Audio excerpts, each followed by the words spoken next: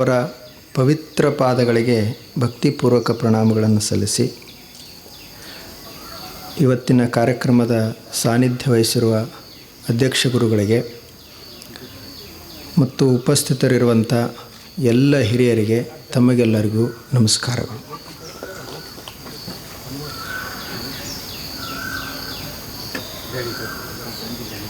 ಬಸವ ಜಯಂತಿಯ ನಿಮಿತ್ತ ಇದೊಂದು ಉತ್ಸವ. ಬಸವಣ್ಣನವರು ಈ ನಾಡಿನಲ್ಲಿ ಭಕ್ತಿಯನ್ನು ಪ್ರಾರಂಭಿಸಿದರು. ಅಕ್ಕ ನಾಗಮ್ಮನವರು ಹೇಳ್ತಾರೆ, ಅವರೇ ಬಸವಣ್ಣವರಿಗೆ ಅಧಿಕೃತವಾಗಿ ಹೇಳುವವರು. ಯಾಕಂದರೆ ಭಾಳ ಹತ್ತಿರದಿಂದ ನೋಡಿದವರು. ಬಾಲ್ಯದಿಂದ ಹಿಡಿದು ಅವರ ಜೀವನದ ಕೊನೆಯವರೆಗೆ ಅವರ ಜೊತೆಗೆ ಆಶ್ರಯವಾಗಿದ್ದಂಥವರು. ಅವರು ಹೇಳ್ತಾರೆ, ಬಸವಣ್ಣನವರು ಈ ಭೂಮಂಡಲಕ್ಕೆ ಬಂದರು, ಅವರ ಜೊತೆಗೆ ಭಕ್ತಿಯೂ ಕೂಡ ಬಂತು. ಆನಂತರ ಬಸವಣ್ಣವರು ಬೆಳೆದಂತೆ ಭಕ್ತಿನೂ ಸಹಿತ ಬೆಳೀತು. ಕೊನೆಗೊಂದು ಹೇಳಿದ್ದಾರೆ, ಏನು ಅಂದ್ರೆ, ಬಸವಣ್ಣವರು ಹೋದ್ರಂತ ಭಕ್ತಿನೂ ಹೋಗೈತಿ ಅಂತ. ಆದರೆ ಹಾಗೇನಾಗಿಲ್ಲ, ಭಕ್ತಿ ಒಂದು ಇನ್ನೂ ಉಳಿದದು. ನಮ್ಮಲ್ಲೆಲ್ಲರಲ್ಲಿನೂ ಭಕ್ತಿ ಅದು. ಆ ಭಕ್ತಿನ ಇವತ್ತು ನಮ್ಮನ್ನೆಲ್ಲರನ್ನೂ ಈಗಲೂ ಸಹಿತ ಕೂಡಿಸ್ತಾ ಅದು. ಅವಾಗೂ ಕಲ್ಯಾಣದಲ್ಲಿ ಎಲ್ಲರನ್ನ ಒಂದುಗೂಡಿಸಿದ್ದು ಯಾವುದು ಅಂದರೆ ಭಕ್ತಿ. ಅಲ್ಲಮ ಪ್ರಭುದೇವರು ಶ್ರೇಷ್ಠ ಯೋಗಿಗಳು, ಸಿದ್ದರಾಮೇಶ್ವರರು ಶ್ರೇಷ್ಠ ಕರ್ಮಯೋಗಿಗಳು, ಅಕ್ಕ ಮಹಾದೇವಿ ಅಂತ ವಿರಕ್ತರು, ಅದರಲ್ಲಿ ಅತಿ ಶ್ರೇಷ್ಠರು ಅತಿ ಕನಿಷ್ಠರು, ಇವರೆಲ್ಲರೂ ಒಂದು ಕಡೆ ಸೇರಿದರು. ಎದಕ್ಕೆ ಇವರೆಲ್ಲರೂ ಕೂಡಿದರು ಅಂದ್ರೆ, ಬಸವಣ್ಣವರು ಭಕ್ತಿನೇ ಅವ್ರನ್ನೆಲ್ಲರನ್ನ ಕೂಡಿಸ್ತು. ಈಗಲೂ ಸಹಿತ ಬೆಳಗಿನ 6 ಗಂಟೆಗೆ ನಾವಿಲ್ಲೆಲ್ಲರೂ ಕೂಡಿದ್ದೀವಿ. ನಾವೇನು ಯಾರೂ ಕಡಿಮಿಲ್ಲ ಅನ್ನೋರೇ ಇದ್ದೀವಿ ನಾವು. ಆದರೆ ಅಪ್ಪುಗಳಿರುವಂಥ ಭಕ್ತಿ ನಮ್ಮನ್ನೆಲ್ಲರನ್ನ ಕೂಡಿಸ್ಯದ. ಅದಕ್ಕೆ ಅವರು ಬಸವಣ್ಣವರು ಕೇಳ್ಕೊಂಡ್ರು, ಬ್ರಹ್ಮ ಪದವಿಯ ನೊಲ್ಲೆ, ವಿಷ್ಣು ಪದವಿಯ ನೊಲ್ಲೆ, ರುದ್ರ ಪದವಿಯ ನೊಲ್ಲೆ, ನಾನು ಮತ್ತಾವ ಪದವಿಯ ನೊಲ್ಲೆನಯ್ಯ, ನಿಮ್ಮ ಶರಣರ ಅರಿದಿಪ್ಪ ಪಾದವನ್ನು ಕರುಣಿಸು ಕೂಡಲ ಸಂಗಮ ದೇವ ಅಂತ ಕೇಳ್ಕೊಂಡ್ರು. ನನಗೆ ಯಾವ ಪದವಿಯೂ ಬೇಡ, ಭಕ್ತಿ ಪದವಿಯನ್ನು ಕೊಡು ಅಂತ ಹೇಳಿದರು. ದೇವರಿಗೂ ಸಹಿತ ಭಕ್ತಿನೇ ಬಹಳ ಪ್ರಿಯ ಆತ. ಅವರೇ ಬಸವಣ್ಣವರು ಹೇಳಿದರು, ನಾದಪ್ರಿಯ ಶಿವನೆಂಬರು ನಾದಪ್ರಿಯನಲ್ಲ, ವೇದಪ್ರಿಯ ಶಿವನೆಂಬರು ವೇದಪ್ರಿಯ ಶಿವನಲ್ಲ. ಕೊನೆಗೆ ಶಿವ ಹೇಗದಾನು ಅಂತಂದ್ರೆ ಅವನಿಗೇನು ಪ್ರಿಯ ಆಗ್ತಂದ್ರೆ ಭಕ್ತಿ ಪ್ರಿಯ ನಮ್ಮ ಕೂಡಲ ಸಂಗಮ ದೇವ. ಆದ್ದರಿಂದನೇ ನಮ್ಮ ನಾಡಿನ ಎಲ್ಲ ಜನರು ಬಸವಣ್ಣನವರನ್ನು ಭಕ್ತಿಯ ಭಂಡಾರಿ ಅಂತ ಕರೆದರು. ಅವರಲ್ಲಿ ಭಕ್ತಿನೇ ಭಂಡಾರಾಗಿ ತುಂಬಿತ್ತು. ಎಷ್ಟು ದೊಡ್ಡವರಿದ್ರಲ್ಲ ಅಷ್ಟೇ ಅವರ ಹೃದಯನೂ ಅಷ್ಟು ದೊಡ್ಡದು. ಎನಗಿಂತ ಕಿರಿಯರಿಲ್ಲ, ಶಿವ ಭಕ್ತರಿಗಿಂತ ಹಿರಿಯರಿಲ್ಲ ಅಂತ ಹೇಳಿದರು. ಬಾಗಿದ ತಲೆ ಮುಗಿದ ಕೈ ಆಗಿರಿಸುವಂತ ಕೂಡಲ ಸಂಗಮನಿಗೆ ಕೇಳ್ಕೊಂಡ್ರು, ನಂದು ಬಾಗಿದ ತಲೆ ಇರಲಿ, ಮುಗಿದ ಕೈಗಳಿರಲಿ ಅಂತ.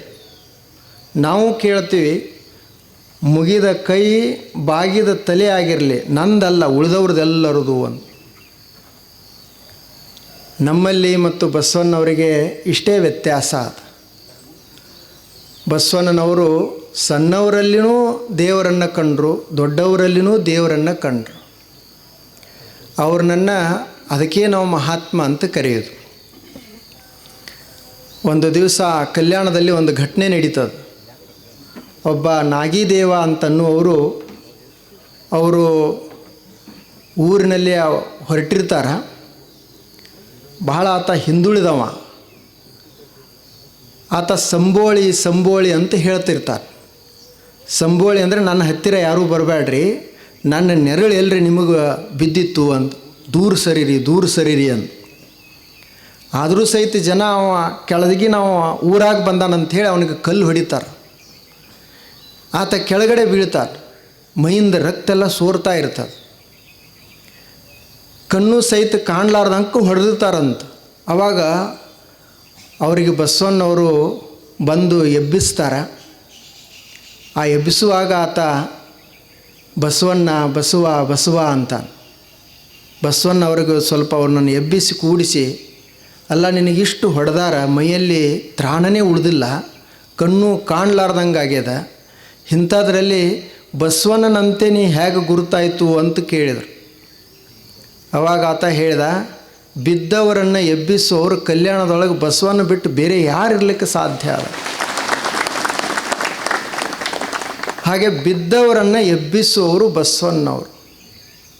ನಾವು ಮಾಡಬೇಕಾಗಿರೋದು ಇಷ್ಟೇ, ಬಿದ್ದವರನ್ನು ಎಬ್ಬಿಸುವುದು ನಮ್ಮಿಂದ ಆಗ್ತದೋ ಬಿಡ್ತದೋ ಗೊತ್ತಿಲ್ಲ, ಆದರೆ ನಡೆಯುವವ್ರನ್ನ ಮಾತ್ರ ಕೆಡುವುದು ಬೇಡ ಅಂತ. ಅದು ನಮಗೆ ಬಸವಣ್ಣವರು ಕಲಿಸಿದ್ದಾರೆ. ಅವರು ಭಕ್ತಿಯನ್ನು ಕಲಿಸಿದರು. ಆನಂತರ ದಾಸೋಹ ನೋಡ್ರಿ, ನಮ್ಮ ನಾಡಿನ ತುಂಬ ಎಲ್ಲ ಎಷ್ಟು ದಾಸೋಹ. ಅದಕ್ಕೆ ಅವರು ಹೇಳಿದರು, ಕಲ್ಯಾಣದೊಳಗೆ ಹೇಗೆ ಅದಾರಂದ್ರೆ, ನೀಡುವವರುಂಟು ಬೇಡುವವರಿಲ್ಲ, ಬೇಡುವವರಿಲ್ಲದಕ್ಕಾಗಿ ನಾನು ಬಡವನಾದೆ ಅಂತ. ನೀಡುವವರೇ ಉಂಟು ಎಲ್ಲರೂ, ಬೇಡುವವರು ಯಾರೂ ಇಲ್ಲ. ಎಲ್ಲ ಕಡೆ ಆ ದಾಸೋಹ ಸಂಸ್ಕೃತಿ ಅದು. ನಾವೆಲ್ಲ ಅಪ್ಪುಗಳ ಪ್ರವಚನನ್ನ ಕೇಳಿರ್ತೀವಿ, ಎಲ್ಲ ಊರುಗಳಲ್ಲಿ ನೋಡ್ತೀವಲ್ಲ, ತಿಂಗಳವರೆಗೆ ಎಲ್ಲರೂ ದಾಸೋಹ ಮಾಡಿಸ್ತಾರೆ. ಕೇಳ್ತಾರೆ ಅವಾಗ ಲಕ್ಷಾಂತರ ಜನರಿಗೆ ಬಸವಣ್ಣವ್ರ ಕಾಲಕ್ಕೆ ದಾಸೋಹ ನಡೀತಿತ್ತು ಅಂತ ಹೇಳ್ತಾರೆ. ಹೆಂಗೆ ನಡೀತಿತ್ತು ಅಂದ್ರೆ ಹಿಂಗೆ ನಡೀತಿತ್ತು. ಎಲ್ಲರೂ ಕೊಡವರೇ ಇದ್ದರು, ಅವಾಗ ಯಾರೂ ಬೇಡವ್ರು ಇರಲಿಲ್ಲ. ಈಗ ಬೇಡವರೇ ಹೆಚ್ಚಾಗ್ಯಾರ, ಎಲ್ಲರೂ ಕೊಡವ್ರು ಯಾರು? ಎಲ್ಲರೂ ನಾವು ಭಿಕ್ಷುಕರನ್ನಂಗೆ ಕೈನೇ ಒಡ್ಡುವವರದೇವಿ, ಕೊಡುವವರು ಯಾರು? ಆದ್ದರಿಂದ ಬಸವಣ್ಣವರು ನಮಗೆ ಕೊಡುವುದನ್ನು ಕಲಿಸಿದರು. ಅದಾದ ನಂತರ ಸ್ವಲ್ಪ ಸಮಾನತೆ, ಎಲ್ಲರನ್ನ ಒಂದು ಅಂತೆ ಕಾಣುವಂಥವರು ಬಸವಣ್ಣವರು ಅನುಭವ ಮಂಟಪವನ್ನು ಪ್ರಾರಂಭ ಮಾಡಿದರು. ನಮ್ಮ ಇಂದಿನ ಪ್ರಧಾನಮಂತ್ರಿಗಳು ಹೇಳಿದರು, ಪಾರ್ಲಿಮೆಂಟ್ದಲ್ಲಿ ಹೇಳಿದರು ಅವರು, ಅದಂತೂ ಅಧಿಕೃತ ಆಯಿತು. ಮೇಘನಾ ಕಾರ್ಟರ್ಕ್ಕಿಂತ ಮುಂಚೆ ಅವರು ಮೇಘನಾ ಕಾರ್ಟರ್ ಅವರು 13ನೇ ಶತಮಾನದಲ್ಲಿ ಹೇಳಿದ್ದಾರೆ, ಅವರ ಶಾಸನ ಶುರು ಆಗ್ಯದ.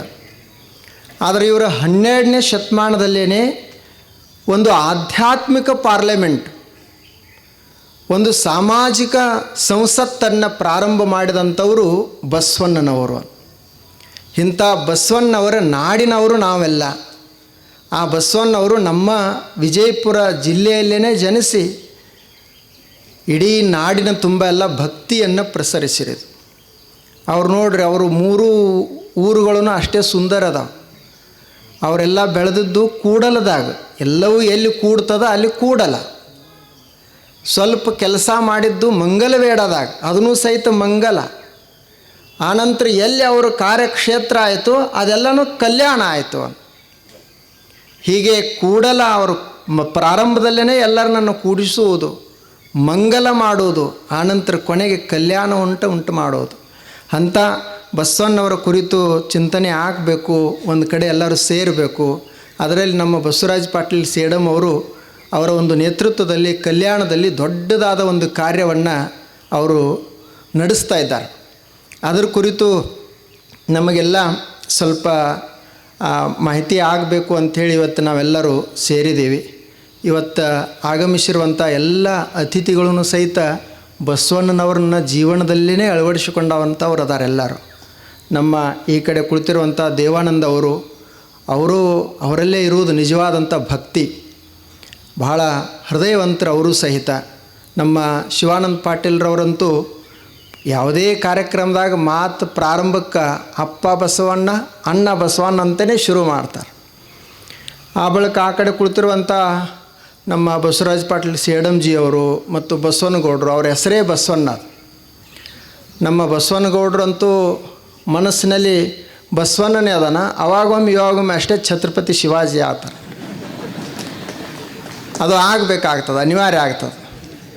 ಆನಂತರ ನಮ್ಮ MB ಪಾಟೀಲರು ಸಹಿತ ಅವರು ಸೋಷಿಯಲ್ ಮೀಡಿಯಾಗಳನ್ನು ನೀವೆಲ್ಲ ನೋಡ್ರಿ, ಎಷ್ಟು ವಚನಗಳನ್ನು ಪ್ರಸಾರ ಮಾಡ್ತಾರೆ.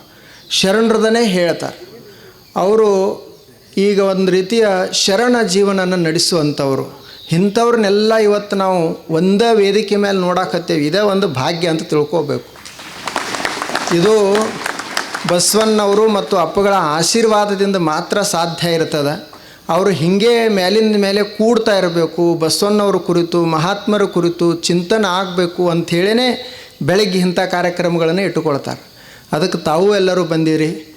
ಈ ಕಾರ್ಯಕ್ರಮವನ್ನು ನಾವೆಲ್ಲ ಯಶಸ್ವಿಗೊಳಿಸೋಣ ಅಂತ ಹೇಳ್ತಾ ಎಲ್ಲರಿಗೂ ನಮಸ್ಕಾರ.